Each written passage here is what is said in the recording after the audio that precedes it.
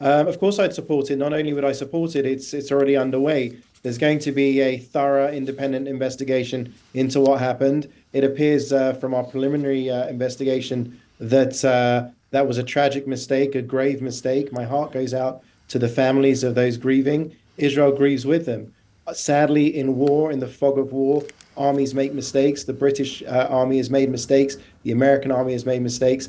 It is an exception to the rule, which only strengthens the rule, which is that thousands and thousands of humanitarian movements are had in across Gaza every day, and this was sadly one thing that happened that we regret tremendously and have apologized for. Who is carrying out the independent investigation, Mr. Hyman? Well, the IDF is carrying out the investigation, and an independent. Mr. Hyman, I have to stop you. That's not independent, is it? No, I was saying two. There's two different Ah, investigations simultaneously. Firstly, the IDF's internal investigation, and then there's going to be an independent investigation of experts that are not in direct connection with the line of power, so to speak, with the army. It will be fully transparent, and we hope to have to get to the bottom of this within a few days and to publish those findings. who But will either way, appoint those experts, Mr. Hyman? I'm not sure about the intricacies of that procedure, but I'm told that it will be independent and transparent, and we'll get the information in the next few days. But Israel will have a say in their appointment? Well, yes. Ultimately, you're talking about an investigation that will have to look into very sensitive, classified information to look into the full scope of exactly what happened at night in a war zone, in an environment where Hamas is fighting out of hospitals, out of mosques, out of schools, out of UN facilities. We know that Hamas uses and has used ambulances to transport its own senior terrorists. And it also, we've heard from hostages that have been freed that they were being transported Right. in ambulances too. It's a brutal enemy. Okay. Right. Well, I think we have to leave the question of that independence hanging in the air then, if Israel is going to have some say. You've expressed, obviously, regret. Is Israel apologizing fully for this as well to the families involved and others? Without a doubt. I mean, I don't remember the last time that I saw the head of a military actually get up on camera and say sorry for anything. And we saw exactly that yesterday. The head of the Israeli army, Lieutenant General Halevi, got up and said exactly those words. I'm sorry. It appears to be a terrible mistake. The Prime Minister expressed his grief. Prime Minister spoke to Prime Minister But Sunak. but it's not a terrible mistake, is it, Mr. Hyman? It's three mistakes.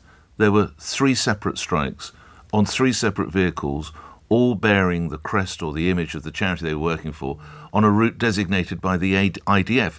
That's not a mistake. That's three mistakes.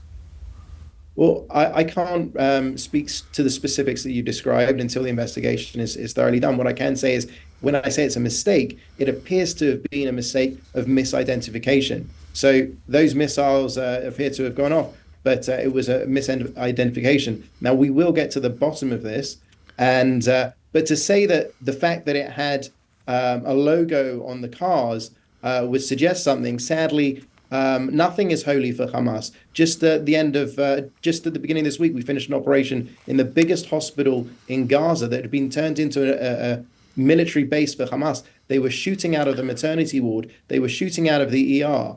They have no respect Are for the you able UN. to produce video evidence of that? There is video of that. I hope that it will come out in the But coming why would days. it not be published now, Mr. Hyman? I mean, I want to put it to you respectfully, not you personally, but Israel is on the back foot at the moment. You are aware of the level of condemnation of what happened to these 7 aid workers. Would it not be wise now for you to be speaking with your colleagues and say, what video, what evidence, what can we now put out there to support your claims that the terrorists are hiding in hospitals and mosques and using them as effectively arms dumps? Nick, I think this has been documented quite thoroughly. There's not a hospital that we've been into so far in Gaza where we haven't found Hamas activity. We've taken the international media to these places. We took the international media, to my understanding, we took them to the Chief Hospital this week. But let me just Where are their reports, Mr. I haven't seen these on Sky or CNN or the BBC or ITV. Perhaps I've missed them, Mr. Hyman. I haven't seen any of them. the first time that we went into Shifa, undoubtedly we took Sky News there. We took a number of others. I personally myself But have more been recently, Mr. Hyman, have we seen more recent reports? My understanding is yes, but you can fact check me on that specific point because I'm not 100% sure. We've been very busy in the last few days. But what I will say is that when we went into the Shifa hospital, and these are Israeli figures, so you can choose whether you take the figures from Israel, your ally, a free democracy, or you take figures from the terrorists that want to destroy Israel and Britain. But I'll tell you that we went into the Shifa hospital and we took out 200 terrorists. We apprehended over 500, and there was zero civilian casualties. Zero civilian casualties. I don't know what other army on earth can talk to that. I think the Shifa operation will be studied for years to come in places like Sandhurst and West Point, because no other army goes out of its way in the way that the Israeli army goes to limit civilian casualties. And the numbers speak for themselves, the real numbers, not the Hamas numbers. I put it to you that no other army of a recognized state such as Israel or the United Kingdom or the US, it's reported that 196 aid workers have been killed in the conflict. That is the number that I have. And Nick, investigations have gone on. But we've seen no publication of any results of tribunals or investigations, Mr. Hyman. Nick, if you were to take that number, 196, on face value, what you would be saying essentially is that you would include the United Nations employees, the UNRWA workers that took an active participation in the October 7th massacre, that personally took hostages to their homes. If those people were killed in airstrikes, then let's see the proof, Mr. Hyman. Where are the? Because I put it to you, and you can counter this, but I believe this is the British Army, and I've been told this from a former brigadier. The publications of the courts-martial or whatever would be made public to keep public trust and confidence in our military.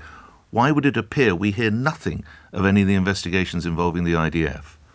Why is it that a number is thrown out by Hamas? It's conflated. You're not talking about specific events. You're just talking about numbers. I'm telling you that what happened today was regretful. U.S. Secretary of State has used that number, Mr. Hyman. It would appear good enough, if I may use that expression, for Anthony Blinken. So surely it's good enough for the Israeli government to say, here are the investigations. This shows that this man was working for Hamas. This woman was doing that. But we never see any tribunal or courts-martial findings. Well, I'll certainly look into that because, to my knowledge, I mean, again, you're conflating a whole lot of different events that happen in different places and different times and asking me to address all of them. That is impossible. All right. Lastly, how would there be a degree of nervousness that the United Kingdom might look to suspend arms sales to Israel? How would that respond? How would you respond? Well, I would not want to live in a world after October 7th when Hamas plowed through our borders, killing children in front of their parents, parents in front of their children, raping little girls in front of their parents and burning families alive. Right. I wouldn't want to live in a situation where that had just happened and the British government had said, okay, good luck. Go fend for yourself. Well, we're currently in a position where we could be supplying arms to your country and you use them to kill our own citizens. So explain that. Yeah, well, no, let me be very, very clear on this, okay? The Rear Admiral John Kirby, the spokesman of the White House, who is a military man with a military background himself, who understands war, said yesterday that the Americans have looked at all of the allegations at us and that they have found no indication of us breaking international humanitarian law. We hold international humanitarian law above our actions. We will do our utmost to keep the law. We will do our utmost to go after Hamas and not the people of Gaza. Our fight is with Hamas. We will free Gaza from Hamas. Lastly, and I appreciate your extended time this morning, you're aware the International Court of Justice has found there is a plausible risk of a genocide being committed. That is outlandish, and our people have put forward their position at the court. We've complied with the court, and again, I'll reiterate what John Kirby said yesterday. So, lastly, it seems anything that doesn't go your way, whether it's Anthony Blinken, Rishi Sunak, the International Court of Justice, is just outlandish or fanciful. That's your defence, Mr. Hyman? No. On the key aims of the war, I believe that we stand shoulder to shoulder with President Biden. Prime Minister Rishi Sunak. And the key aims of the war are to destroy Hamas, to bring home the 134 Israeli hostages, men, women, children, babies being held against their will, a crime against humanity, and to ensure that Gaza does not pose a threat to us. I'll remind you also that we're fighting a war on multiple fronts. We have Hezbollah in Lebanon. We have forces fighting us from Syria in the north. We have the Houthis in the south, Gaza. We have had a drone, an Iranian drone, fly over from Iraq just this week and hit a target in Israel. We are fighting for our very existence. This is an existential war. We stand shoulder to shoulder with Britain at their times of need. We have stopped. Our intelligence has stopped terrorist attacks on Britain multiple times. We have saved British lives, and we say at this time of need, we need you by our side. This is your war as much as it is our war. They are coming for you as much as they're coming for us.